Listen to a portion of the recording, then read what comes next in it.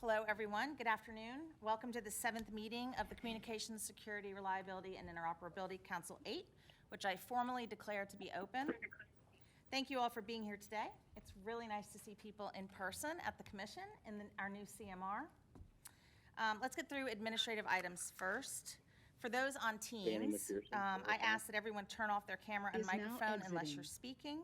If you do wish to speak, unfortunately, you're just going to have to find an avenue to insert yourself because we cannot see Teams, so we cannot see the hands function here today. But please speak up. And then for those of you in the room, if it's your turn to make a presentation, the microphone function, the button on the right is hot. You push the button, it turns red to tell you it's hot, it's live, and then turn it off when you're done. If someone else wishes to speak or ask a question, please turn your tent card vertically and you'll be called on. And for those who are giving presentations, say next when you're ready for the next slide so that Corinne can switch them for you. We no longer have a remote clicker like we used to. And just speak from your seat. Let's see. Where's Francisco? There you are. I think you're the only one here who's actually presenting. So just speak from your seat and Corinne will switch the slides for you. And for those on Teams, turn yourself on and you can tell Corinne and he'll switch it. So today you will be presented with, for discussion and a vote, 2 reports. A report on 911 service over Wi-Fi as prepared by Working Group 4, which was co-chaired by Mary Boyd of Intrado and Mark Reddish of APCO. Mark will be presenting along with Working Group sub-team leaders Gina Green, Carol Ansley, and Peter Musgrove. They'll all be on Teams. The second presentation is the report on WIA Application Programming Interface, and it was prepared by Working Group 6 and will be presented by co-chairs Farouk Khatibi of Qualcomm and Francisco Sanchez of the Small Business Administration. You will then receive updates from the remaining 3 working groups on their progress towards wrapping up their reports, which will be the last 3 from CSRIC and that we will have up in our June meeting. I now turn the meeting over to Nazrin, our co-chair. Thank you. Hi, everybody. Good morning, I should say, still. So as Suzanne mentioned, the first, or good afternoon, I should say. That's right. Morning is over. Examining group number 1, group 4, it's going to bring recommendations to us that are examining the technical issues to promote consensus Wi-Fi to support 911 services, matters from security perspective like authentication or access and such. So that's group 4. And then the second one that I'm also looking forward to hear about is leveraging mobility and technology to enhance wireless emergency alert. But before we get into that, I'd like to kind of go through my chair duty and do a roster. So with that, Brandon Abley, Rob Alderfer, Present. Colleen Andrews,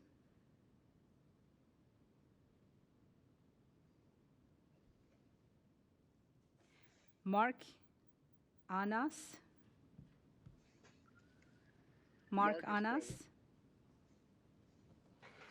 Mike Barnes, Here. Michael Bergman, Is now Present. joining. Donna Bethia Murphy, Donna Murphy. She's not. Thank you. Shirley Bloomfield. Shirley Bloomfield. Mary Boyd. Mary Boyd. Billy Bob. Present. Wade Buckner. Present.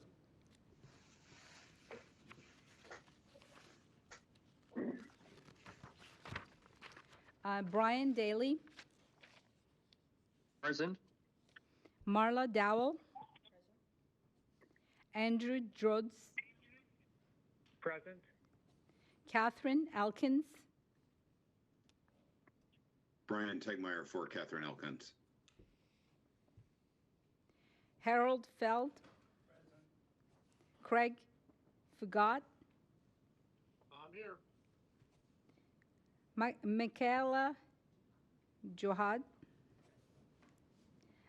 Martin Goldberg. Present. Ben Goldsmith. Present. Dana Golab. Dana Golab. Steve Hayes is here. Present. Mark Hess. Here Mark on the phone. Hess. I'm here. Oh, here. On the phone. Thank you. Craig Hodan. Craig Hodan. Antoine Johnson. I'm here on the Teams meeting. Thank you. Everett Kineshig. Everett Kineshig. Javed Khan. Javed Khan. Farouk Katibi. Present. Jason Lish. Chris Anderson for Jason Lish. Sorry, I didn't hear that. What was that alternate? Chris Anderson for Jason Lish. Thank you, Chris Anderson. Jennifer Manor. Here. Timothy May. Present on Teams. Thank you. Maureen McLaughlin. This is Brandon Hinton, her alternate. Alternate.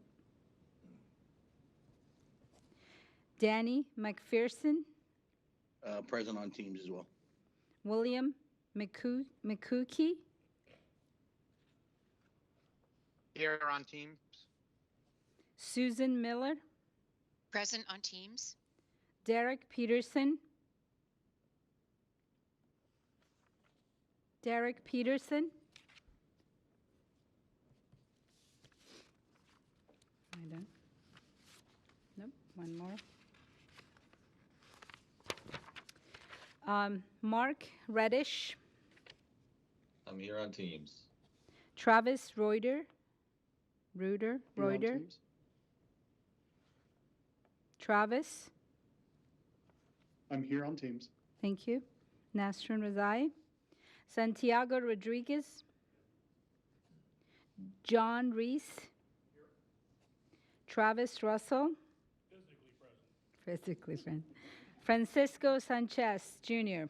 I'm present, and also got a text from Mark Annis that he's on, but I guess his audio is not working. Mark Anderson. Annis? Annis, A-N-N-A-S. First page. Oh, very first page. Which one was it? Oh. Got you. Thank you for that. Tom Swanabori. Got you. Alternate. Nathaniel Schroeder. Nathaniel Schroeder. Okay. Tim Schramm. Present on Teams. Sean Scott. Padma Sudarsan. Yeah, present on Teams. Thanks. Peter Tomczak. Present on Teams. Steve Watkins. Present on Teams. Cicely Wolf. Present on Teams.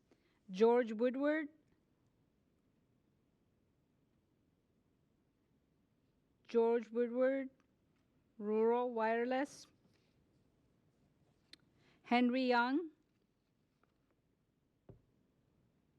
Henry Young. And Tim Youngblood. Present. Hold on. Thanks. We have quorum. We got quorum. Thank you.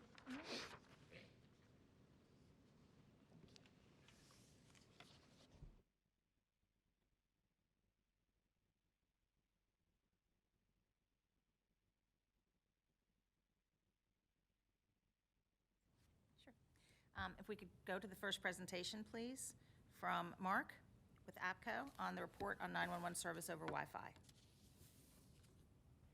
Hello, sorry I'm not there in person today, but glad I can participate virtually at least. I'm sorry, on Teams, I can't tell if the slides are running. Am I good to start stepping through? No, they're not up yet. There you go. They're up. Okay, thank you. Thank you. So I had the absolute pleasure of co-chairing this group with Mary Boyd, and unfortunately, she isn't here to join in the presentation, but she certainly deserves recognition for her contributions and her leadership. Certainly, this report would not have been possible without her hard work. So as you can see from this background slide, our task from the FCC was to explore the public safety benefits, technical feasibility, and cost of options for making Wi-Fi access points and/or unlicensed spectrum available to the public to facilitate access to 911 services. Next slide, please. Our primary focus was to examine and report on security issues, including authentication and access control protocols, solutions for automatically activating 911 Wi-Fi calling on eligible mobile devices when necessary to automatically determine the 911 caller location and address call routing issues, 911 call prioritization, identification of missing standards, and timelines and costs for implementing 911 over Wi-Fi solutions. Next slide, please. We had a large group with very diverse expertise, which is reflected in the analysis and recommendations of the report. And these professionals deserve recognition for a job well done. Their companies should also be recognized for supporting their participation. And in particular, I want to mention Carol Ansley, Peter Musgrove, Gina Green, Andy Weaver, and Jim Gerke, who served as sub-team co-chairs, and you'll hear from some of them shortly. I also want to highlight Tom Breen, whose role could probably be described as a cross between a shepherd and a lion tamer for the group. Tom volunteered to manage contributions and the development of the report as it was being drafted, and he did an incredible amount of work, and really cannot thank him enough for that. And also I want to say, for myself as a first-time CSRIC participant, I was very impressed by the level of commitment that everyone brought to this group and the quality and quantity of their work. It really was a pleasure to be part of this collaboration. Next slide, please. And everything that I said about the professionals on the prior slide applies to this group as well. Next slide. So this is the overall structure of our group. And we also had some small ad hoc groups to hold additional calls focusing on some specific issues. Next slide, please. This is the basic framework of the report. I want to say that we believe this report represents the most comprehensive public documentation to date of the existing capabilities and limitations of 911 service over Wi-Fi. And the report analyzes public safety benefits, technical feasibility, and potential costs associated with improving access to 911 with Wi-Fi access points. Next slide, please. So I should acknowledge that the potential scope of 911 over Wi-Fi is much broader than what's covered in our report. We focused on enhancing 911 over Wi-Fi for cellular devices. And we concluded early on that expanding 911 access for non-cellular enabled devices was a lower priority that could be considered at a future date because the potential benefits were not clearly significant enough to outweigh the apparent risks and technical challenges of expanding access from these devices. Also our time was limited, and we realized researching and analyzing the issues for all types of devices that connect to Wi-Fi would have been too broad for us to handle in 12 months. Nonetheless, even within the category of devices we are examining, our scope was rather broad, as you can see here. So now I will hand off the presentation to our group sub-team leaders for an overview of the report's substantive issues and recommendations, starting with Gina Green. Good afternoon, everyone. Thanks for allowing me the opportunity to present the public safety benefits of the criteria the group determined uh, for everything essentially that we weighed our use cases and some of our discussions on. It's difficult to determine and define the conditions of a typical cellular network outage or how many additional 911 calls could be completed if various methods of expanding 911 access over Wi-Fi were to be deployed. In general, the following list are the criteria that we kind of measured all of our use cases against. The routing of a call to the appropriate public safety answering point or emergency communication center provides a critical role in processing and responding to any emergency call. Getting the call to the appropriate PSAP is crucial to ensuring timely dispatch of first responders and reduces response time and is the foundational consideration in determining the success of an emergency call. Typically in a legacy 911 environment, the calls were determined by the cell and sector where the initial call attached to the network for routing using a 10-digit key. Today, it may be also routed based on the PSAP boundary location associated with the caller's device, as in location-based routing. In the in-state of NG911 environment, 911 calls are routed based on civic and or geodetic location, as well as PSAP policy considerations and other routing methodologies. Again, key and crucial is getting the call to the appropriate PSAP or emergency call center. Maintaining the connectivity of the call, again, crucial to being able to understand the issues and what emergency the caller is having, and being able to process and maintain that call is critical for the public safety dispatcher to get the responder to the appropriate place. Delivering of the caller's current location. Again, it's the same location used to get it to the appropriate PSAP generally. It may be in a geodetic form consisting of X, Y, and Z coordinates with confidence and uncertainty, or it may take the form of a civic address, such as in a dispatchable location provided by the device or a verified registered address.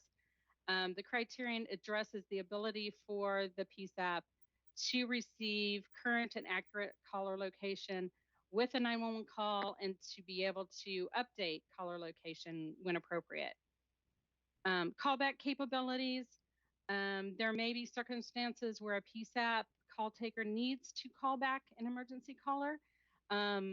If the call terminates prematurely before the call taker can obtain sufficient information about the caller or the incident, PSAP callback is supported if the caller's device has an active registration for a regular voice service and a valid callback number has been provided to the PSAP at the time of the 911 call.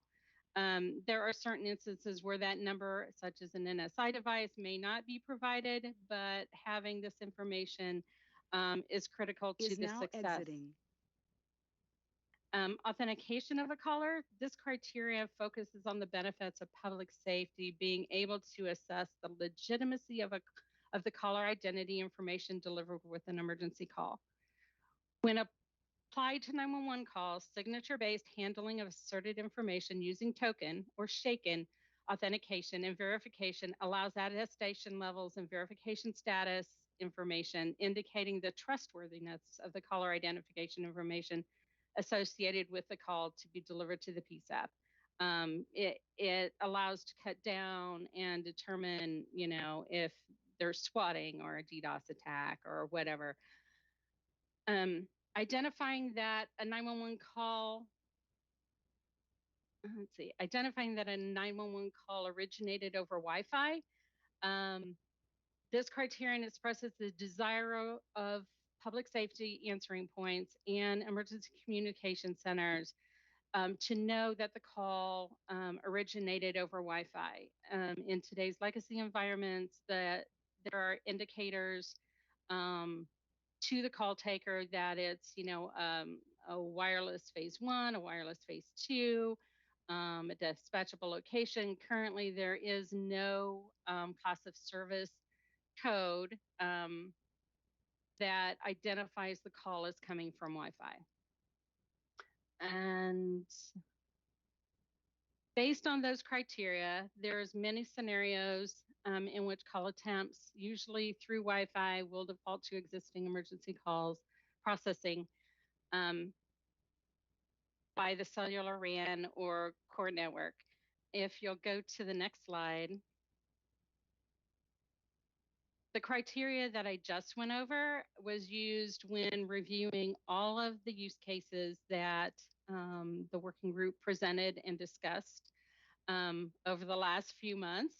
There are many call scenarios in which call attempts initially through Wi-Fi will default to using emergency call processing by the cellular network. These first 5 in the current state are scenarios that currently work for Wi-Fi calling today. Some of them, the default is generally that it will fall back to a cellular network if one is available, with the exception of number 5, which is a straight Wi-Fi call. So if RAN is not available, a device with Wi-Fi calling is enabled and can make a successful emergency call using the core network. The potential enhancements use cases are ones that were identified that have some possibilities for potential enhancements or improvements. Number 6, emergency access to a nearby Wi-Fi access point. In this particular case, it contemplates credentialless access to an AP. They've signed up for Wi-Fi calling. They have access, but they don't have the credentials for this particular AP.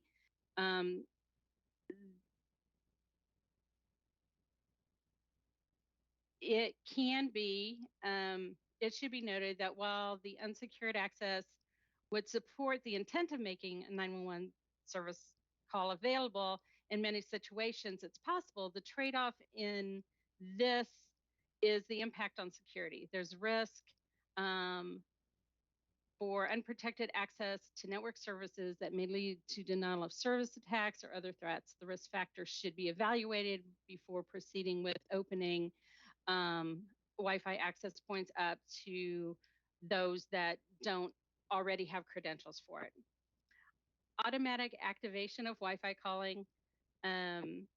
This is where the consumer may not have activated their Wi-Fi calling. They use Wi-Fi, but the Wi-Fi calling hasn't been activated on their device.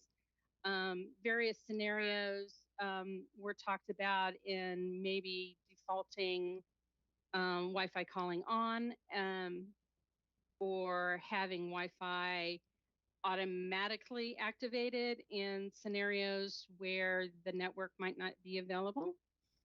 Number 8, 911 over Wi-Fi from a device with an international subscription located in the United States. A device not connected to cellular or RAN network. It is associated with a Wi-Fi access point and has Wi-Fi calling enabled and activated. Currently, when the caller tries to dial 911 or a recognized emergency number, the call would originate over Wi-Fi to the established home network. So essentially, if there was someone visiting the United States from France and they made a 911 over Wi-Fi call, that would go back to their home network in France. So there is an alternative to support international 3GPP standards that would allow the call to be interconnected within the visited network in the United States instead of the caller's home network. It's not commonly used today, but it is technically feasible. And these possibilities were discussed further within the report. Careful consideration of the option may entail an addition of Wi-Fi roaming for emergency services to be added to commercial cellular roaming agreements in support of reciprocal roaming for Wi-Fi. Number 9, emergency access to nearby Wi-Fi AP when cellular RAN or core IMS are not available. This scenario applies to a device with only Wi-Fi interface with Wi-Fi calling enabled and no SIM, where no home or visiting cellular RAN, core, or IMS connectivity is available, but has a VoIP service provider who supports a modified IETF solution. Currently, an emergency call would fail. Discussions on this scenario were quite lengthy, and a possible recommendation was provided. It is one of the scenarios that would probably take or be looked at as more futuristic and take probably a lot more consideration and time in developing. Emergency access to nearby Wi-Fi APs when cellular RAN, core, or IMS are not available using a framework allowing the use of a default emergency passport profile. The passport standard allows a client device with cellular credentials to authenticate itself automatically and securely with no user intervention on a participating Wi-Fi network. The passport standard has been supported in all client network equipment for a while now. All major U.S. mobile network operators support Passport and push the necessary passport profiles to their subscriber devices. Local support for Passport would require a secure tunnel between the local network and the mobile network operator's authentication server. So there is, some considerations with using this, but these Passport profiles are essentially operational today. I thank you all for the opportunity to review the use cases we discussed and the benefits and the criteria that we apply to each of the use cases. And I will hand it off now to Mark or Peter. I forget which because I can't see the slides. Yeah, next is Peter Musgrove.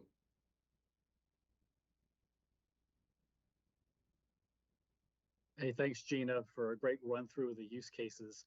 I'm going to go through the recommendations to the FCC. We'll start off with the first bullet talks about the commission needs to gather and maintain accurate information about device and network settings related to 911 over Wi-Fi and ensure this information is available to consumers. This is very much like what we have today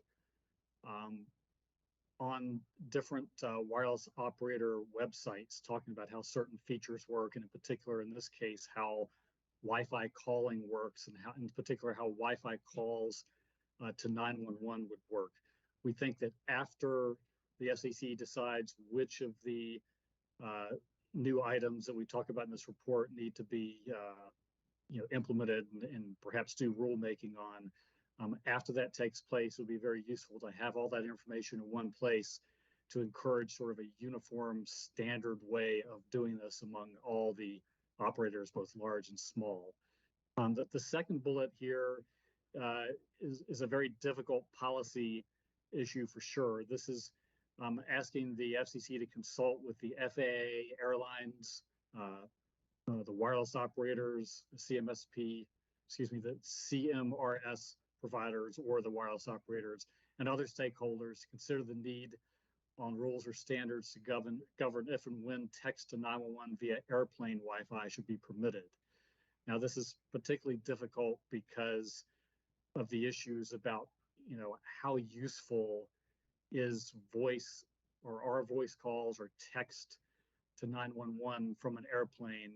You can talk about different cases, like if it's up at altitude, doesn't seem particularly useful since the plane may not land for hours and may be a long way away, and you obviously can't get help up to them there. But on the runways, you have a mix of people who are not connected to Wi-Fi. They could use 911 over cellular, and even at certain elevations, they can also use 911 over cellular, as demonstrated during the 9/11 tragedy of more than 20 years ago, when there were some people who got through to 911 using cellular. But in this case, we're talking about Wi-Fi, and there are some tricky policy issues about whether, when a user maybe goes in airplane mode and connects to Wi-Fi to get other services on the plane afforded by Wi-Fi, if they happen to text or make a voice call to 911, what should happen in that case? The third bullet talks about evaluating the applicability of rules for various 911 over Wi-Fi use cases.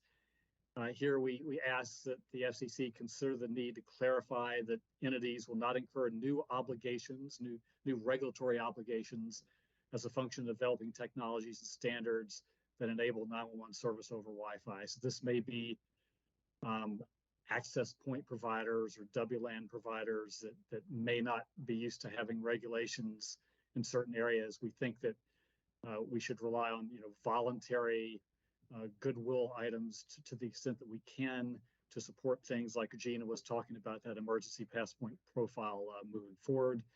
And of course, the last sub-bullet there on considering the need for clarification of which entities have obligations to provide 911 service and other obligations related to that. Next slide. Okay, the first bullet on this slide is talking about a service known as Emergency Preparedness Communications Service. This is an INSEP priority access service that is very much akin to the GET service that some of you know about, the Government Emergency Telecommunications Service, and the Wireless Priority Service, which came along after the 9/11 tragedy.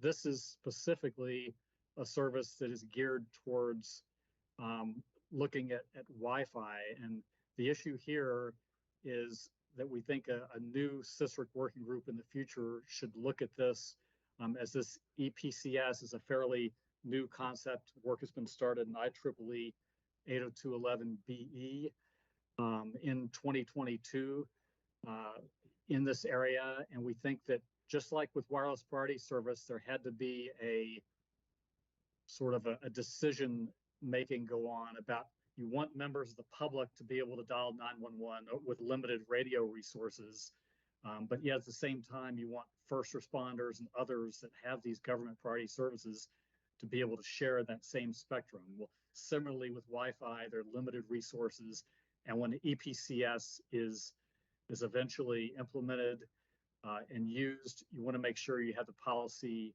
a fair policy to still allow members of the public to get access to 911 over Wi-Fi, as well as these first responders.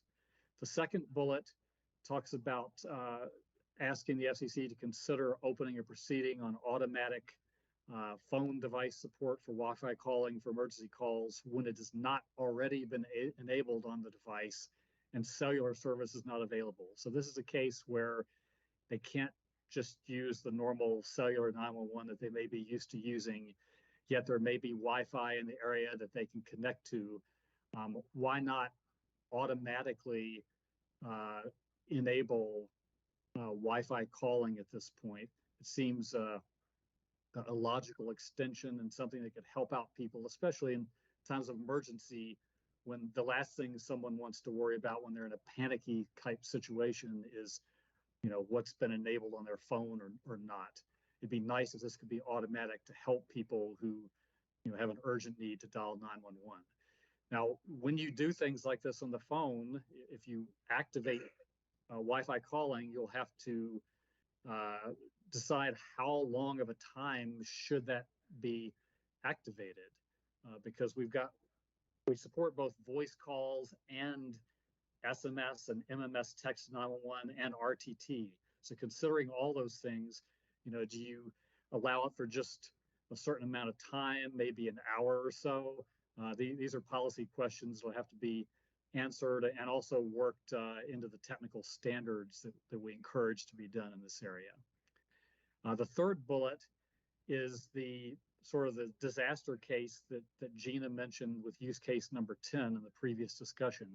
If a mobile network operator is not available to allow access to emergency services, then we believe the FCC should investigate methods to access emergency services to be designated to handle Wi-Fi enabled calls with this identity provider function or IDP function for what we call a new interconnecting network realm, to allow services that come over the internet to be able to connect to emergency services. Now, again, this probably wouldn't be a very likely scenario when the MNOs are down, but if they were, it's something that could be addressed with this emergency pass point profile that Gina talked about earlier. Next slide. Okay, this one, the first bullet here is asking the FCC to consider repealing the requirement to collect a registered location for non-fixed interconnected VoIP services at service initialization, given the advancements over the last few years in location determination, and especially the device-based hybrid location that's being used for location-based routing and for aiding with dispatchable location at the PSAPs. And to allow for automatic enabling of Wi-Fi calling. We think this is a very important item. We think that relying on automatic locations when available is much, will lead to better results for both routing and for dispatch compared to this registered location, which always had the problem that people could register a location and then go down to their local Starbucks or somewhere else and connect to Wi-Fi there. And you know, I wonder what percentage of people really who go into the Starbucks and connect to Wi-Fi really change their location. It's probably not a whole lot. So we think it would be better to rely on this, the new location determination techniques. The second bullet here is considering the need for clarifying rules related to location-based routing and delivery of the best available location information in the case of 911 calls over Wi-Fi. So this is sort of akin to what's been done in cellular, but what's been required by the FCC in cellular. It seems to make logical sense to do the same sorts of things for 911 over Wi-Fi, try to use the best available location for routing and for sending along for dispatch purposes. And the third bullet is to address the roaming issues that both Gina and Mark talked about. We need to find ways to improve access to emergency services for foreign users who come into the United States. We think it's important for the FCC to determine the current state of VoLTE and voice over new radio interop and use that as a basis for exploring methods to improve access to domestic emergency services. One thing as related to this particular report is to determine the feasibility of Wi-Fi calling origination to help those international visitors in scenarios where they don't have access to any cellular at all. And of course, they need to be able to have access to, you know, implemented standards of the future, which will rely on local breakout instead of having signaling go back to the home country, which is never good in an emergency calling type situation. And the 3GPP standards do provide for such local breakout, but it's not widely implemented now. So we encourage the FCC to look into the feasibility of this kind of Wi-Fi calling origination. And then finally, collaborate with these international bodies, including 3GPP, to harmonize any rules as described above. So that completes my section, and I believe we'll hand it over to Carol now for the next set of recommendations. Thank you. Thank you, Peter. So we had, as other folks have mentioned, we had a wide variety of experts from many different fields coming together. So we also looked at our recommendations that we would have going back out into industry. And we recommend that across service providers and public safety professionals and all the other 911 stakeholders that there be development of standards-based location spoofing mitigation solutions to support PSAPs and ECCs in assessing in real time the legitimacy of location information that comes in associated with 911 calls, and particularly 911 calls over Wi-Fi. There's been problems over the years where people are attempting to make 911 calls, not out of good motives. And we think this is an area for Wi-Fi calls in particular that we need to make sure that the information that's passed back can be trusted, or that it can be flagged that this information, may be suspect. We also looked at service continuity, and we were looking particularly here at for Wi-Fi calling, the person making that call is generally mobile, and so they may be moving in and out of the serving area of a cell or in and out of the serving area of their Wi-Fi access point. And as those calls try to shift from cellular to Wi-Fi, Wi-Fi to cellular, and Wi-Fi to Wi-Fi, we recommend that industry bodies as well as individual companies should continue the work of developing and implementing methods so that mobility can be seamless, both between APs and between APs and the cellular networks. We also recommend that further consideration, including the need for industry standards, should be given by device manufacturers regarding policies and methods for turning device Wi-Fi and for turning on device Wi-Fi. And I think that was mentioned in connection with one of the use cases earlier, and also with being able to turn off Wi-Fi, turn off airplane mode when a 911 call attempt is being made, because someone may have put their phone in airplane mode and they've forgotten it. And when they try to make a 911 call without anything else happening, that call will fail. And we think there may be, policies, methods that could be put into place to assist with that. Next slide, please.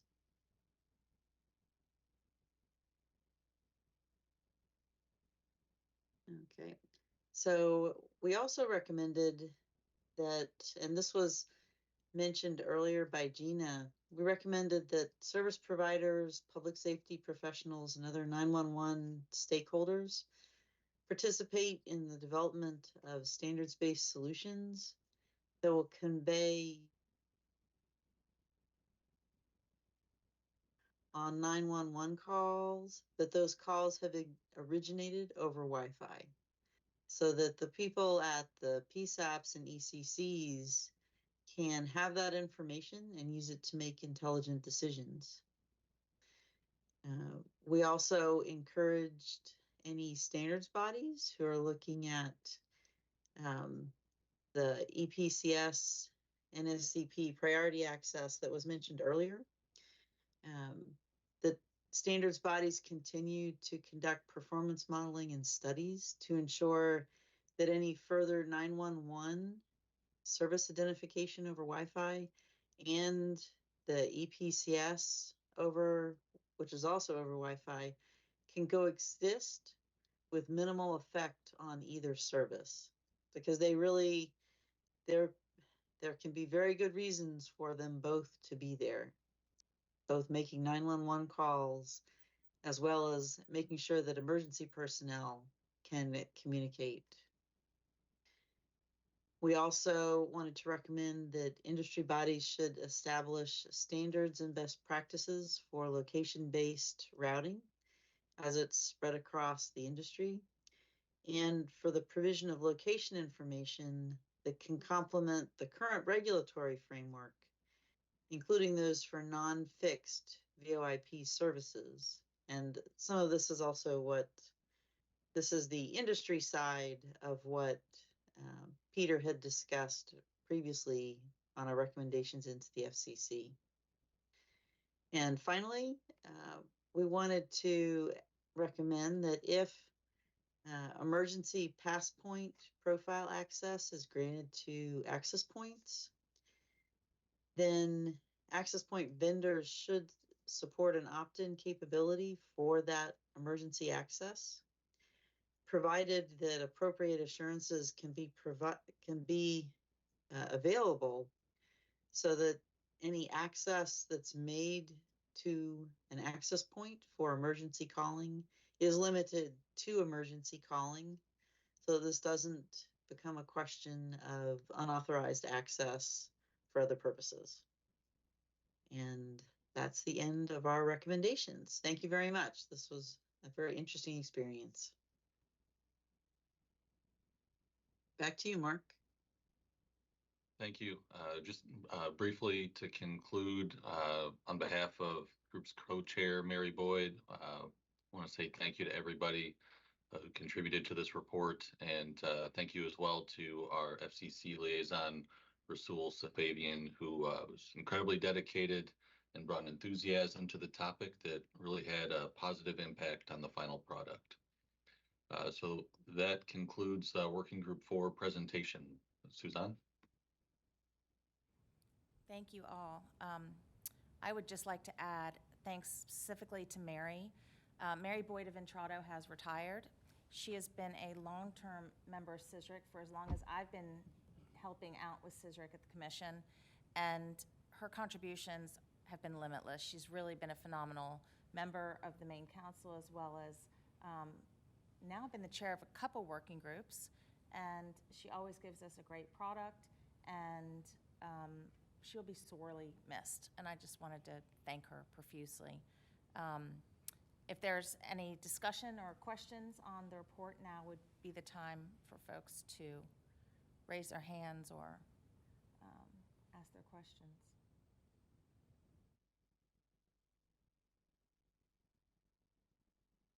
Marla. There have been increasing swatting issues associated with 911, and with these recommendations regarding using Wi-Fi for 911. Is that one of the things that the committee took into consideration about how to prevent those, or maybe respond more quickly?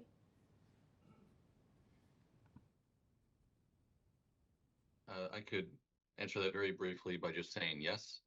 Certainly, the public safety sub-team had identified swatting early on as an issue that we needed to take a close look at when we're talking about expanding access for 911 over Wi-Fi, and that's in the report. And be happy to answer more detailed questions or defer to Gina or others if they have something they'd like to share. Yes, this is Brandon at Nino. Yes, swatting at the 911 center as a broader topic is actually a larger issue outside of 911 specifically. It's actually fairly uncommon that a swatting attack is initiated with the 911 call. It's usually to the 10-digit public line. But certainly use of the 911 system for swatting was in scope with the group, and some of our recommendations surround that. The broader issue of dealing with swatting attacks that target the 911 system and first responders is something that we're looking at from a standards development and policy perspective in the rest of the 911 community and at NENA. But specific to a 911 call initiated over Wi-Fi, we certainly covered that with the group, but that is not really the primary vector that we're concerned about.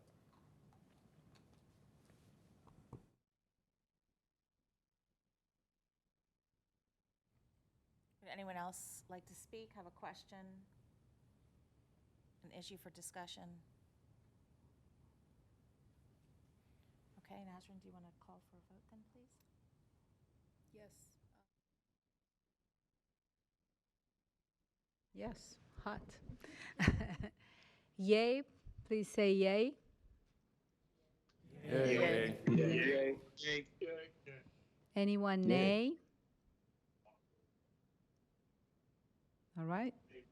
Looks like the matter is voted on. Yes.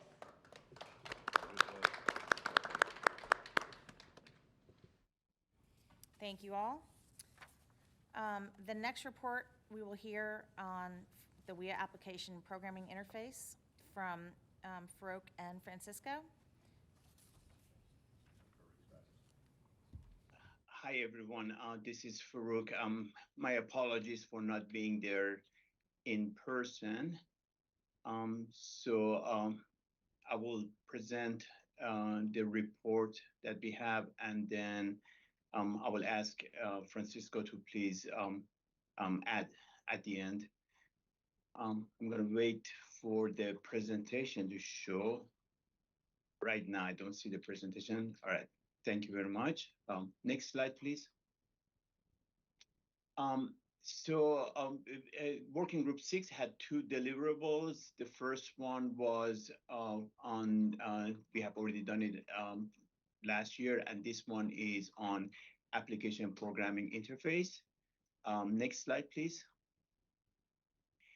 So this is the list of working group members, and with the indulgence from the council members, I would like to take a minute to really truly thank working group members for a great work they have done. As we all know, work progress cannot happen without working group members contributing, and this group of members, they have done an excellent job providing input and contribution, and some did it over the weekends, over their holidays, and so forth. So I really want to thank, I don't want to name any individual because it would be one of those things that I would forget someone, but overall, the whole working group did an excellent job. I do want to identify Terry Brooks, our editor from T-Mobile US, who did amazing, updating the baseline overnight, over weekends, and providing great support. I don't know how we would have finished the work without her support. And also, I do want to also acknowledge the work from the tools that was provided from ATIS that made the job possible. Without those tools, we would not be able to do the work. And of course, James and Tara, our FCC liaison. Tara was amazing on providing us guidance and reviewing the report and making sure that we are online. So thank you. Thanks truly to the working group and all the members. Next slide, please.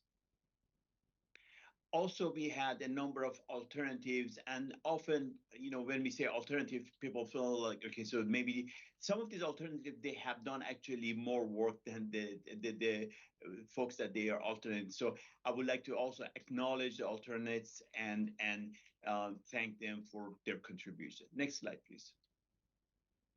So the objective that was given to us by CSRIC was to see how we can provide additional capabilities that are in mobile devices that are native to operating system to enhance wireless emergency alert via in a form of application programming interfaces.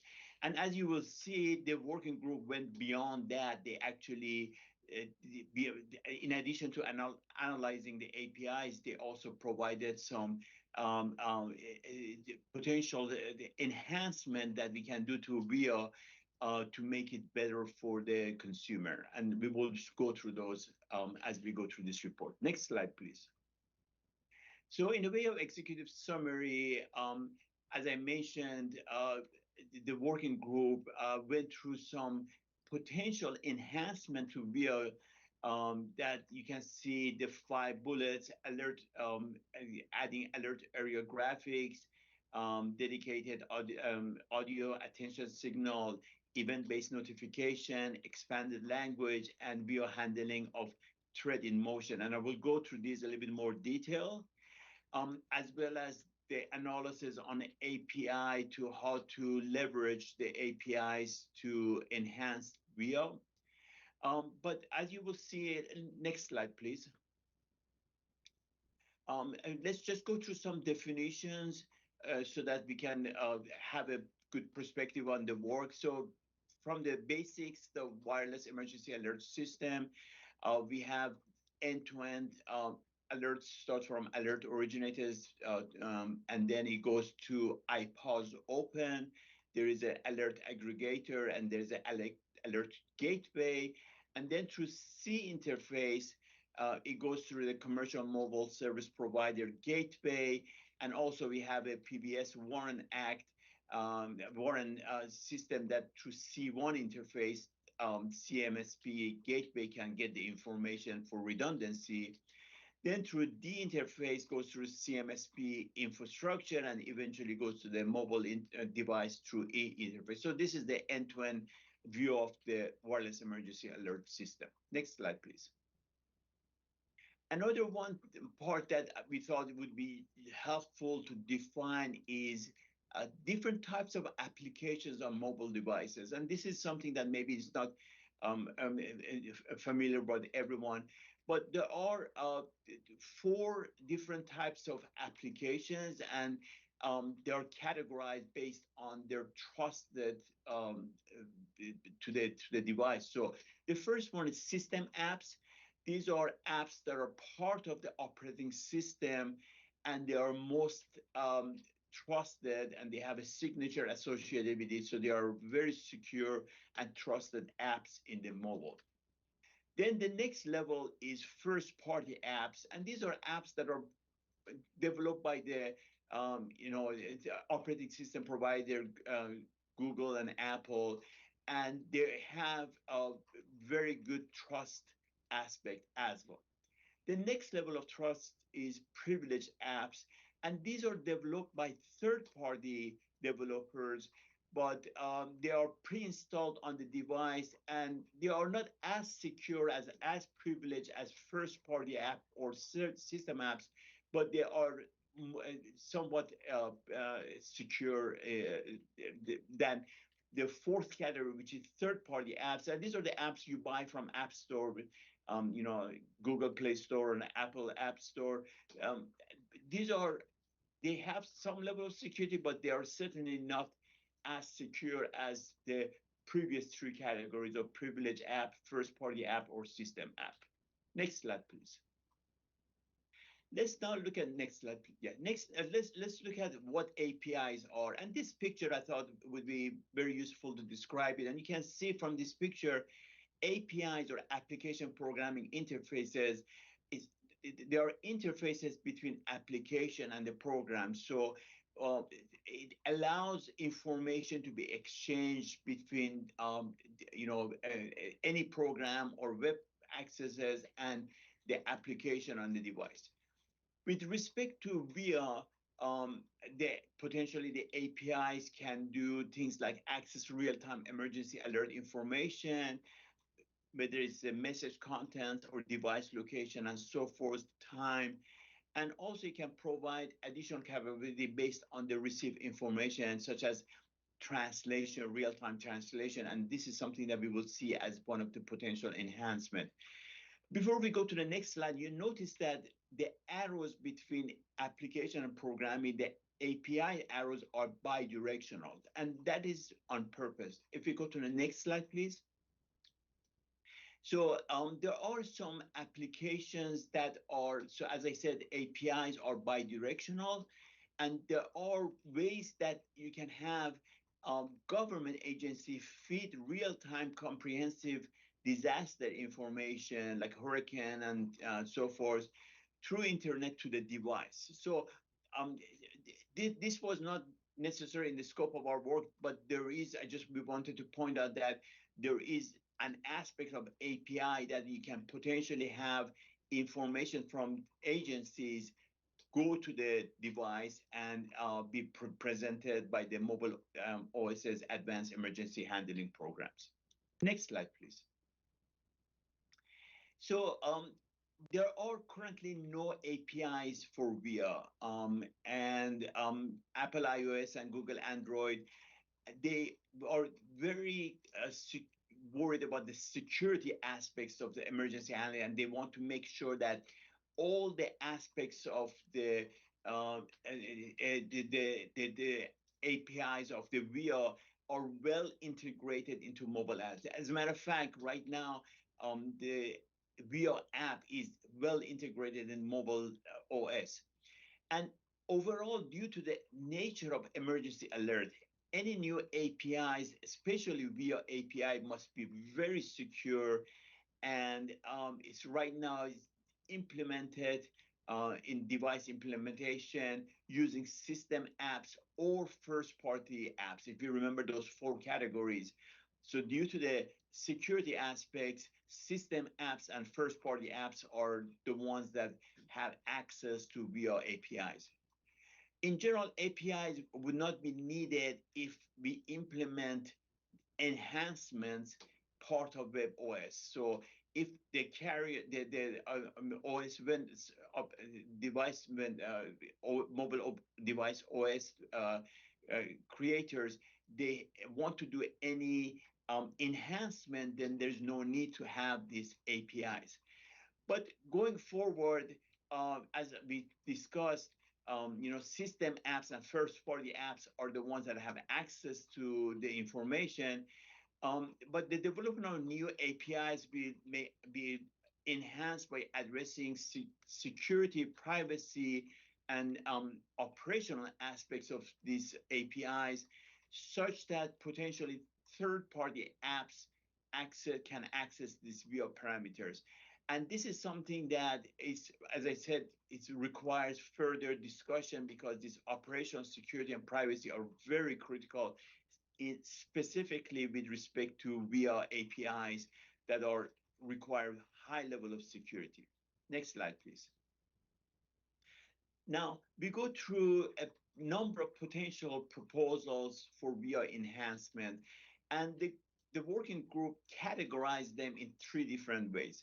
Some that can be leveraging existing VIA parameters, so it can be done sooner. Some may require additional VIA parameters. And then finally, the ones that require modification to VIA design or alternative alerting techniques. So we go through some of these applications based on these categories. Next slide, please. So the first ones that we look at is leveraging existing VIA parameters. And this is the one that, we've been talking about, adding alert area graphics. Maps are, commonly used to depict alert location and so forth. So we are so used to looking at maps in our devices and so forth. And we believe that presenting VIA in a similar fashion via a map application on the device would enhance the user experience, so that, for example, if the user can see where the alert area is with respect to a map, they can make the proper decision on what direction to go or how to move away from the alert area. So that enhancement of having a map on the device could potentially help user a lot. Next slide, please. We looked at two different options to potentially having this map presented to the user. The first option is to show the alert and show a little box, say, if you would like to see the map, press on this, and then it would go and show the map and the location of the device based on the map. So that's option one. The other option also is to automatically show the alert at the same time as the map simultaneously.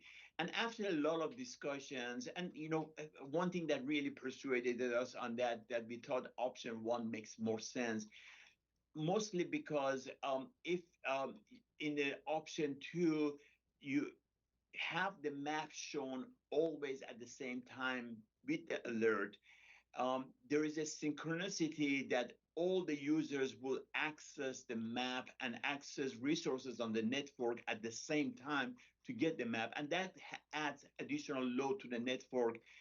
at the time that you need the network to work very well, during the emergency services. So for that reason, we thought that the first option 1, makes more sense because, people are not going to click on the map immediately. There would be some milling aspects. So we thought that option 1 makes more sense, even though and the end result will be the same. Next slide, please. Then the additional enhancement that we thought to VIA would be another one is dedicated audio attention signal or vibration for critical response time alert. So an example of this is earthquake alert, earthquake early warning alerts. Right now, it uses the same attention signal and vibration cadence as any other VIA alert. And perhaps it is useful to have a dedicated attention signal and vibration cadence that would distinguish earthquake early warning from others. And this would be an example of a distinct tone that would be done. And they've done that in, for example, the ETWS in Japan, earthquake and tsunami warning. They do that. So that would help the user to make a decision more quickly. Next slide, please. And similar to that, in general, having an event-based notification, we thought it would be useful in a way that attention signal and signal vibration would be based on the event base that we see. And also, event-based notification could be a brief spoken word that can be coming out. For example, if there is a tornado, there would be a display of a specific event that shows the tornado, as well as it could make that verbal command that there's an earthquake coming up. Next slide, please. Then we also thought that it's important to have expanded language set for VIA. Understanding the alert in your native language is very important. Right now, we have alert presented in English and Spanish, but we obviously have a lot of other languages that are possible. So one possibility is to provide URLs for additional alert, or in providing the option of sending via alert in additional language using the same method currently used for Spanish. So you can have the URL says for additional languages, press this URL, or potentially having additional. So that needs to be further studied with social science and so forth. So we will look at the recommendation on that.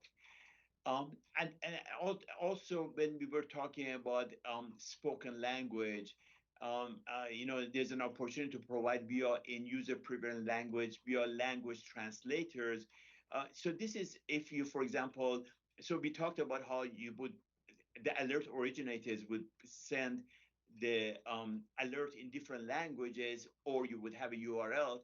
But an alternative that needs to be understood is for devices that are becoming more intelligent and they can do things like translation. Potentially, they can take the English language via and translate it to other languages based on the user preference. So that is a potential option to be considered. Next slide, please. This is another interesting one that we discussed, and this is with respect to thread in motion. And the figure below, I think, really explains it really best. So on the lower left, you can see that there was an original alert was sent at a particular time at 1:45 p.m. But for example, if this could be a weather alert that is moving from in a certain direction. So at 2 p.m., the alert, the alert area has moved. Now it is in a different area. Today, the way the system works is that we have to update the alert area, and that causes the folks who are in the second figure from bottom, the alert area at 2 p.m. would receive potentially a second alert an updated alert, but they will receive a new attention signal, a new alert, and so forth. So one thing that has been proposed is, as it's shown on the right two figures, is that as the alert area moves, as the thread moves, then if there is an area where the user has already received an alert, there will be a duplication via activation so that they don't receive a second alert because they are already familiar. So there is no repetition. Hey, there is a new alert when they are in the same area. And then as we discussed, we found that there are three categories into that. One category is, for example, there's no new information related to the recipient, so no presentation is needed. But sometimes maybe there is a minor new information related to the recipient, then we want to have a minimized presentation needed so that the user understands that, yeah, there's some new information, but it is not a totally new one. But then we have a third category that there is a significant new information related to all recipient. Then there will be a full alert presented to those that are in the new alert area. Next slide, please. The other, we have a limited character set, a limited size that we can send alert to the user. And, now that we allow URLs, sometimes URLs can be very long, and that would take away from the size of the message that we can send out. And we used to be able to have an official URL shortener. And URL shortener, you have heard of them, like a tiny URL and so forth. They basically take a long URL and shorten it to make it much smaller. There used to be a go.usa.gov that would do the shortening, but unfortunately got sunset. And we believe that it is important to have these URL shorteners again. And it's important, instead of using a commercial one, use something that is based on some government website that it is authorized so that users would trust it. So we are kind of going to recommend that reestablishing this URL shortener using a government .gov. Next slide, please. So now we go to a set of recommendations that we are proposing. So the first recommendation is any APIs that must be secured and open only today to the system app and first-party apps. And remember that we said those are the two most secure, but if they are going to be open to any others, then that's subject to further discussion. The other CSRIC recommendation that we have is to work with, in ATIS, collaborate between VIII stakeholders and understand all these recommendations and make sure that there is some understanding on timelines, and specifically if there are some overlapping effort with respect to these recommendations. So the proposal is to ask ATIS, well, not ask ATIS, so ATIS go ahead and provide this study, and within a period of time of 6 months after this report is accepted and it is published, to provide a set of recommendation to the commissioner on timelines to include this enhancement. And I'm pleased to say that that action has already started, but obviously we haven't discussed it in ATIS yet. But ATIS will hopefully take this thing as early as this week to get the working follow-up on the work that's done in CSRIC to make sure that all these recommendations are considered and analyzed from the timeline perspective. The next recommendation on alert graphics that we discussed, option 1, to be incorporated in VIII. We believe this option one that provides the graphics is very useful. So this is one of those that we again want to we recommend that artists with input from public warning risk communication experts such as AOs and so forth should develop standard and best practices regarding usability of various use cases on map to be displayed. And then there was some discussion on the timeline, and you can see there will be a timeline associated with the artist work as well as a timeline associated with device mobile OS vendors to incorporate these graphics into the devices. Next slide, please. And another recommendation that we would like to make is, you know, we talked about having event in English or user preferred languages. We believe that enhancements should be made to you know, to different languages and specifically to speak the name associated with the event in English. So, for example, it would come up and say there's an earthquake alert or there is a tsunami alert. So we believe that this method of providing specific spoken warning could enhance and help the user quite a bit. And this one obviously has an impact from anywhere from FEMA iPods and CMSP gateway and so forth. So again, there's some timeline associated with the need for completion of this with the stakeholders. And so there's required collaboration between the stakeholders. Next slide, please.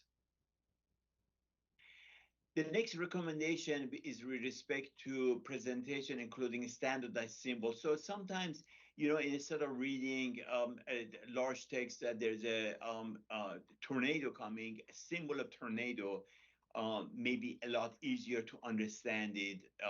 So one of the recommendation is to include a standardized symbol representing the event, whether it's an earthquake, tornado, or whatever warning that it is.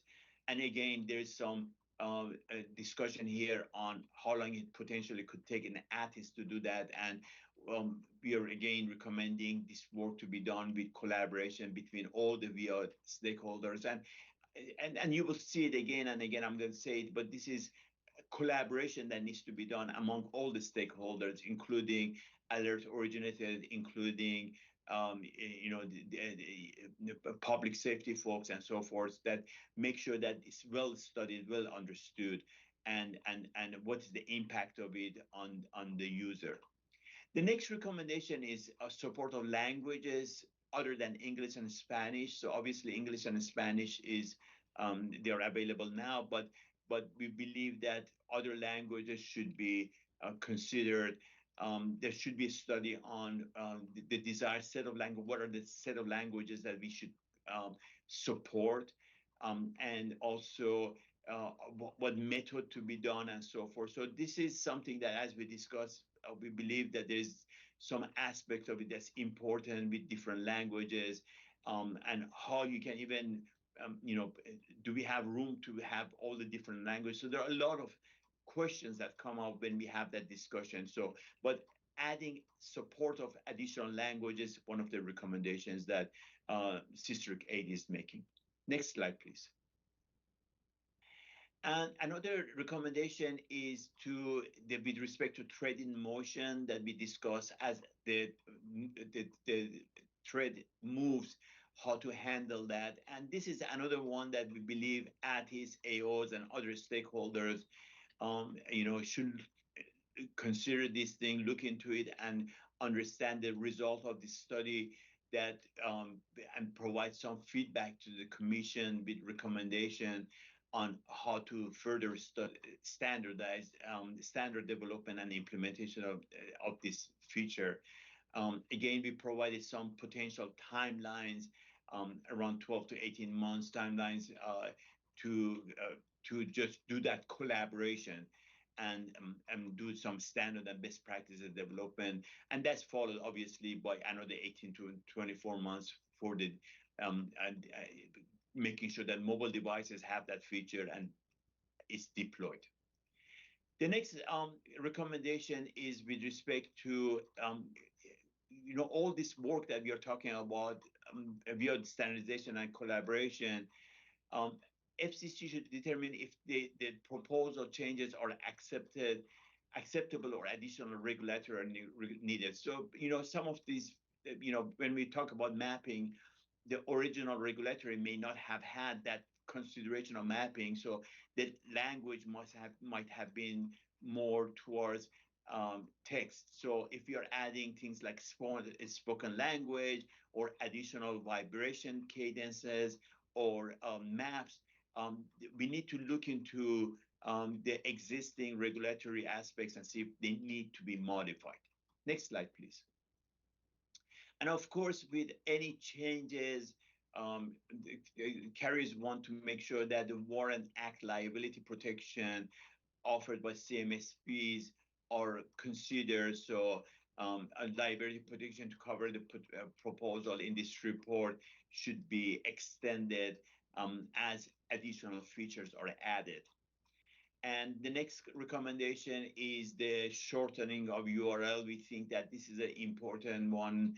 And we want to make sure that there's a trusted.gov top-level domain URL shortener so that the users can trust and would follow that URL. And finally, we recommend that public education. This is very important. I cannot emphasize this enough. We can add additional languages, we can add symbols, but at the end of the day, public education is very important to make sure that they understand what are these features. If there's a new attention signal, the new cadence, unless public understand what it means, it may not be as helpful. So this public education activities is extremely important. Next slide, please. I think this was our last slide. So let me open the floor and see if Francisco, you would like to add anything to my presentation.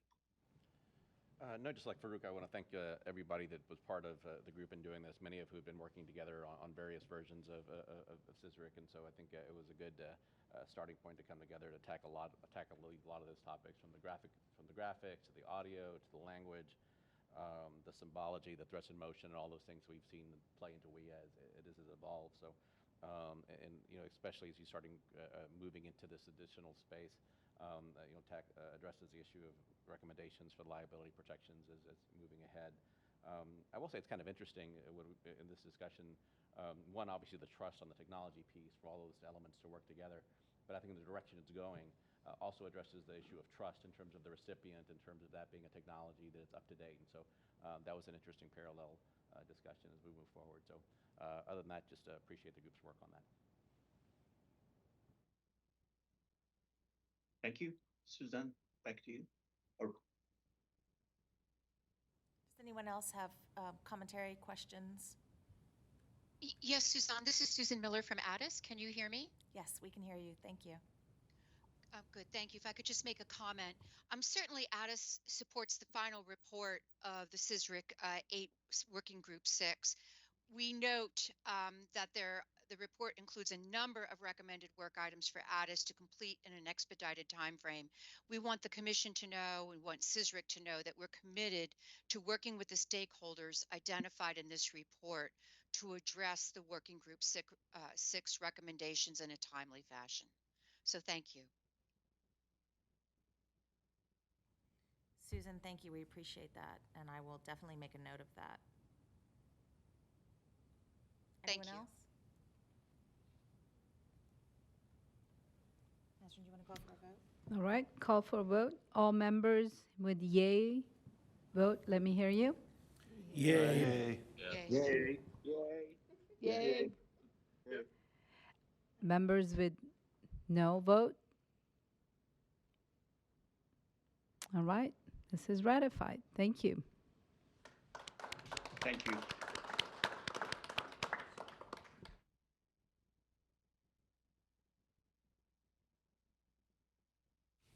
Thank you.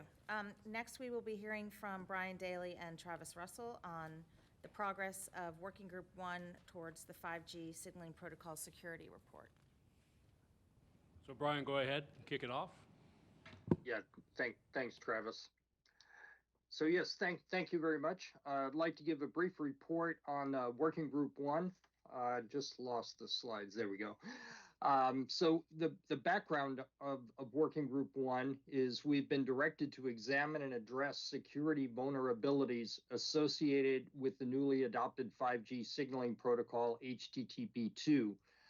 We've already provided a report that did some examination on this, but we also are continuing the work to provide recommendations on how to remediate the risks associated both with HTTP2 and prevent them from carrying over to HTTP3. Next slide, please. So our objectives, again, we are looking, have looked at the four main vulnerabilities that the FCC has become aware of in relation to HTTP2. And we are looking at these as well as other vulnerabilities and attack vectors that have been identified by the industry through industry SMEs and working group members, and we will provide a report on mitigation of those vulnerabilities. Next slide, please. I won't go through the working group members in detail, but they're listed here. Thanks to Travis, who's also on the call and will be picking up the presentation in a moment for co-leading with myself. And again, we'd like to thank our FCC liaison, Ahmad, who's been very helpful in guidance of the working group work. And again, I'd like to thank all the members of the working group for their contributions and participation throughout this effort. Next slide. We do have a number of alternates. Again, these are subject matter experts that have been brought into the group in order to provide their level of expertise on this topic. And we'd like to thank them for their participation and their inputs that have made this successful. Next slide, please. So the Working Group 1 deliverable and schedule. We are having generally bi-weekly meetings to do the research and examination of the security vulnerabilities and attack vectors. The next report on best practices is due in June, and we are on target for that. And again, this report will examine best practices for mitigating the vulnerabilities in HTTP2. Next slide. So Travis, let me turn it over to you for the status. Oh, I get the hard part. Yes, as Brian stated, we are on schedule. We should actually finish the report a little bit early, but no problems on getting it done in time for the next and final CSRIC.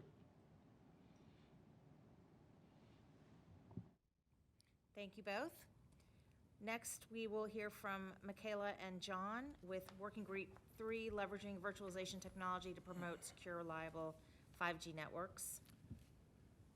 All right, well, thank you very much. This will be a short update. I think we left out the list of people in the working group, but I think you've seen it before. We have a great group of people that have been working together now for a year and a half, so I think we've built a good dynamic. We actually had a face-to-face working session this morning.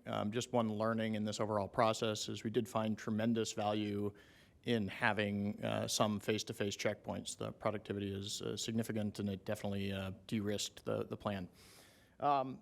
Okay, let's jump to the slides. Well, actually go back one. Just to remind everybody, the goal is a report on recommendation on the role of the FCC in promoting the availability of standards for more secure, reliable 5G environments through the use of virtualization technology. So very much just like our previous report, it's biased towards the kind of modern telecom ecosystem, which is inclusive of IT, cloud, and telecom technologies. Next chart. These are our current objectives. We're on track. I do want to make a couple of notes on this. Item number 2, which initially was the text there, recommendations on how FCC can promote 5G collaborations and innovation labs. We had a discussion over the last month with the FCC folks and Suzanne and others about that was not necessarily a easy thing to talk about, nor was it as relevant as broadening it a bit to focus more on the overall innovation ecosystem. So we've removed the innovation labs and kind of generalized the topic. Again, I think everybody signed off on that. So when you see the final report, the language on item 2 will be slightly different than the original commentary. So nobody's surprised by that. The second is that we did conclude, much like the last report, that there are new topics and new concepts around modern telecom that is not a pure telecom thing anymore. So we will front end this with, again, a bit of a narrative about what is the modern telecom ecosystem, because, you know, even talking about standards is different now. You have to be inclusive of open source and other types of ecosystems, and so there is a bit of education I think will be useful that we'll add to the front end that definitely contextualizes it. In general, though, I think we're right on target around all of these. The guidance will be very specific to FCC. We did make a decision not to have necessarily guidance to industry on these. Those are very broad topics. It's more what can the FCC do around these areas, which we think will be more useful and more targeted. Next chart.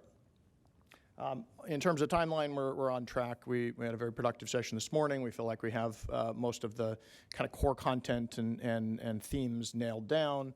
We will continue to work that with a bit of external input over the next month and a couple of working sessions. We'll be pens down in, it looks like, May, final editing, and should be right on track for the readout in June. So, and then last thing I just point you to, if you have the deck, jump one slide ahead.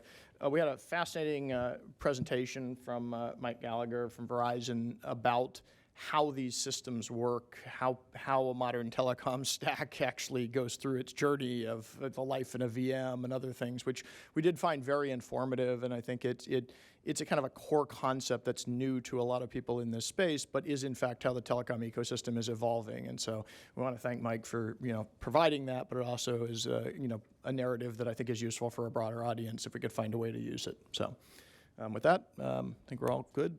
Thank you very much. Kayla, anything? That was very informative. I think that this update was excellent because it really gave a snapshot of how you've kind of changed some of the deliverables and where you're going. I really appreciate it. Well done. Thank you. If we can please then hear from Todd and Padma from Working Group 5, Managing Software and Cloud Services, Supply Chain Security for Communications Infrastructure.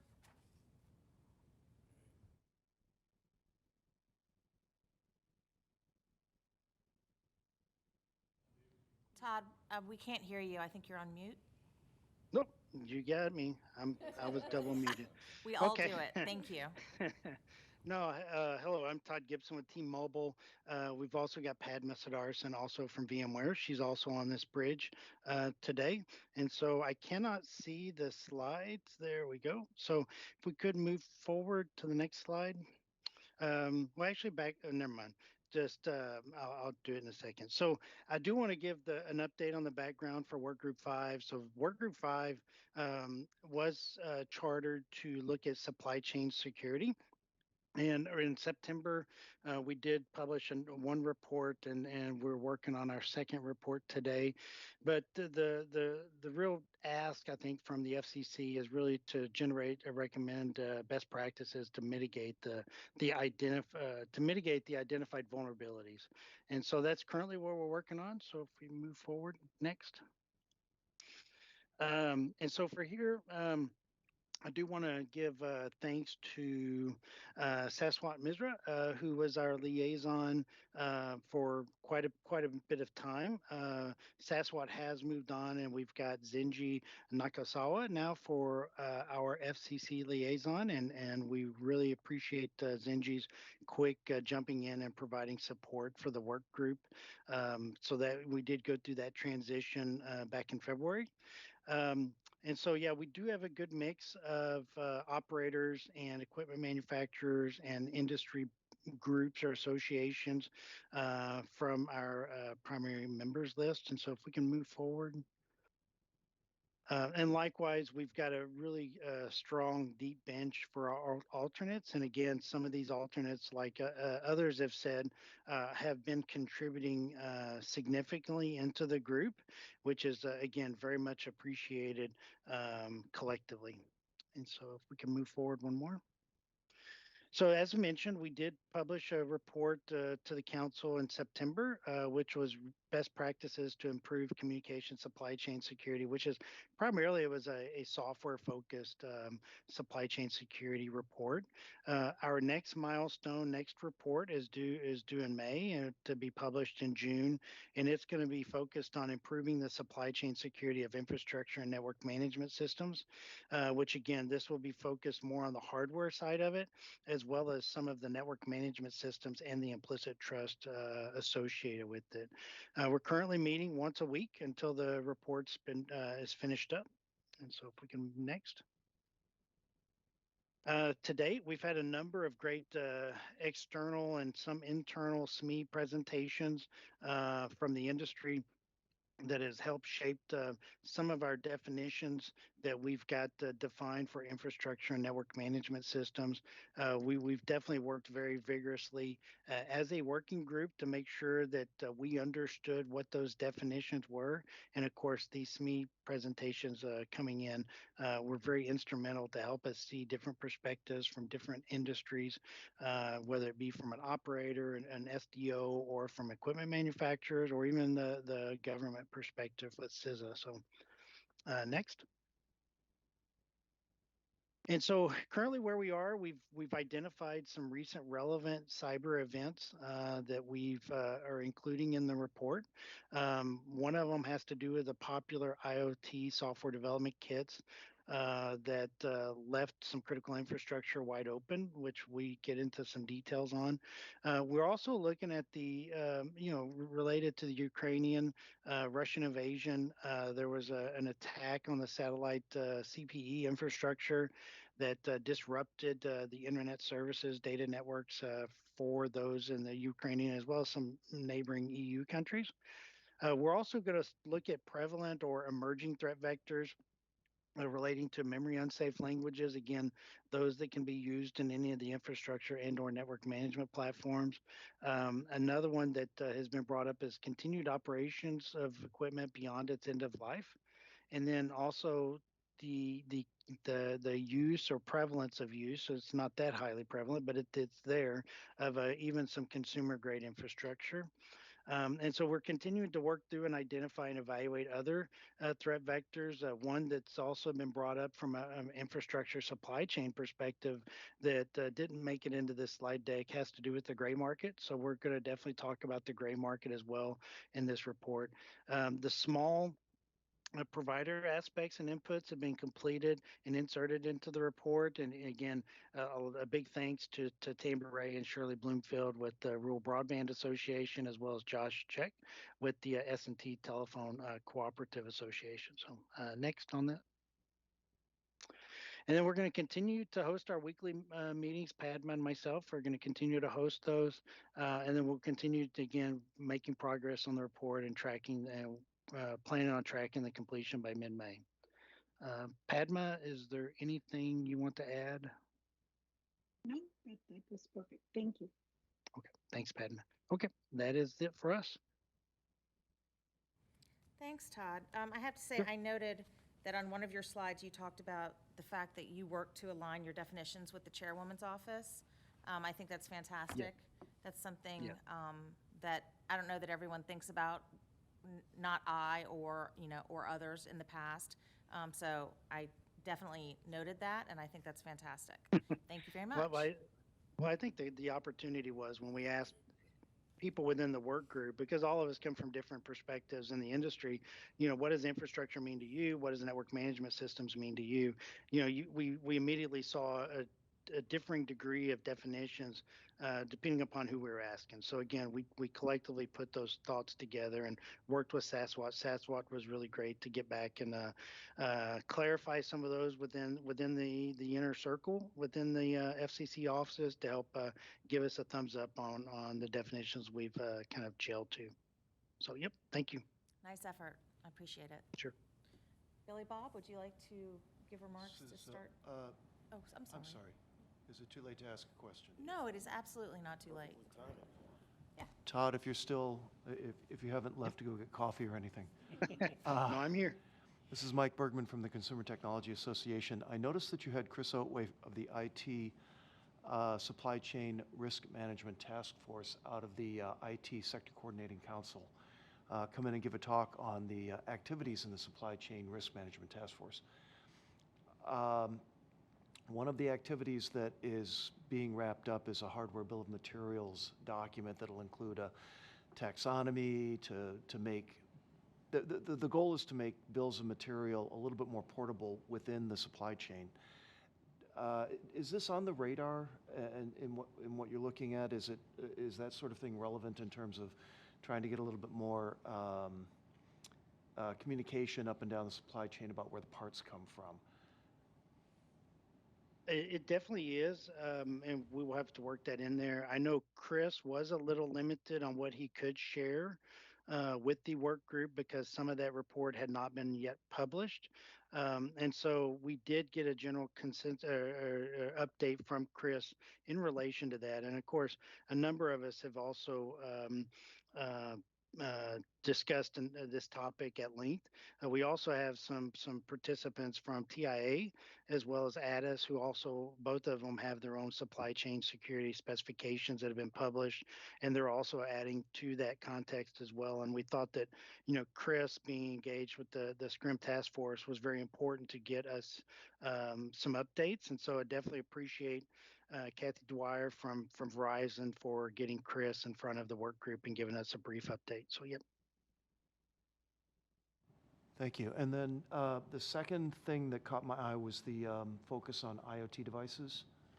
There's increased work on baseline security for IoT devices out of NIST, and then that has grown into, among other things, is a national label, national cybersecurity label for consumer IoT program being set up by the White House through NIST in the private sector. And along with that, there's the potential to extend beyond consumer devices.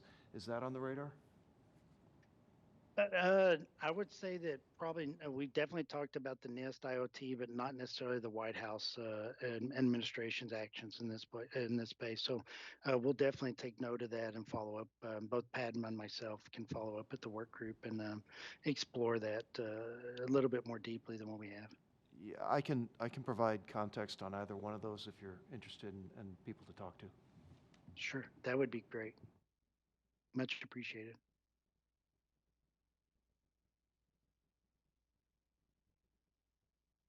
Great questions. Thank you. Billy Bob?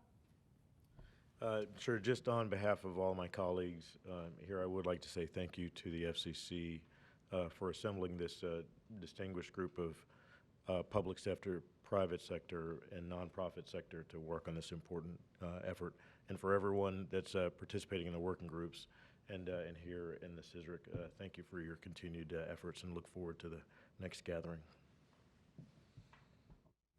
We do as well. Thank you. I want to express the Commission's thanks for the referral of these two reports with their recommendations. As always, we understand the great amount of time and effort that it takes to put these reports together.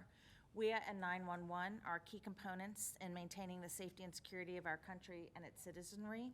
We will utilize these two reports to support the FCC's mission and provide guidance in the public safety arena.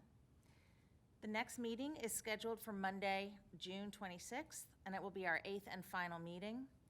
It will be, again, hybrid. And 2 weeks prior to that meeting, you'll receive 3 draft reports, one from Working Group 1 on a report on best practices to mitigate vulnerabilities in HTTP2 and HTTP3. From Working Group 3, a report on recommendations on the role of the FCC in promoting the availability of standards for more secure, reliable 5G environment through the use of virtualization technology. That's such a mouthful. And from Working Group 5, a report on recommended best practices to improve supply chain security of infrastructure and network management systems.